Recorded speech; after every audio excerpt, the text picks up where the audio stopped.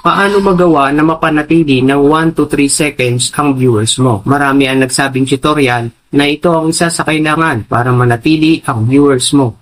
Kailangan nagawa mo ang sinasabing hook para makuha ang atensyon ng audience mo. Pero paano nga ba nagagawa ito? Maraming paraan para magawa ito. Bigyan kita ng idea. Ito yung mga bagay, salita, o pangyayari na hindi inaasahan ng audience mo na mangyayari sa unahan ng video mo. Pero may inaasahan sila na may kasunod pang mangyayari habang pinapanood nila ang video mo. Kung iisipin mo, ang hirap namang gawin ito. Pero bilang content creator, kailangan nating aralin ito. Isa ito sa magpapalawak ng audience mo. Dito sa hook na tinatawag, maaari itong makatulong para mapansin ni algorithm na marami ang nagiging interesado sa video mo.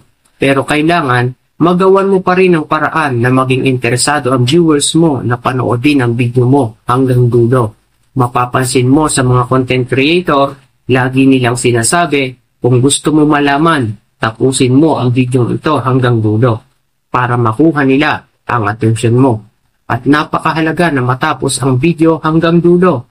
Kapag nakuha mo ang atensyon at napansin ni algorithm na may nanonood na hanggang matapos ang video mo, mas lalo isasuggest sa mas malawak na audience ang video mo. Diba kahit ikaw nabibigla minsan sa isang video, araw lang ang binilang, viral agad. Araw lang ang binilang, napakataas na ng views.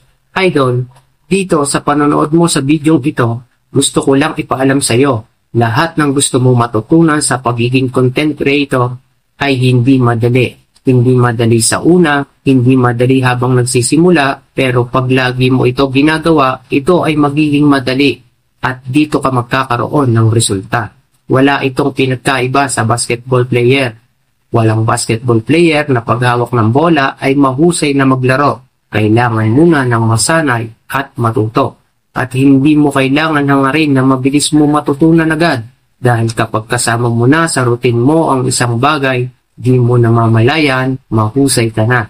Nakaabot ka hanggang dito sa bidyong ito. Ibig sabihin, nagawa ko ang hook na tinatawag.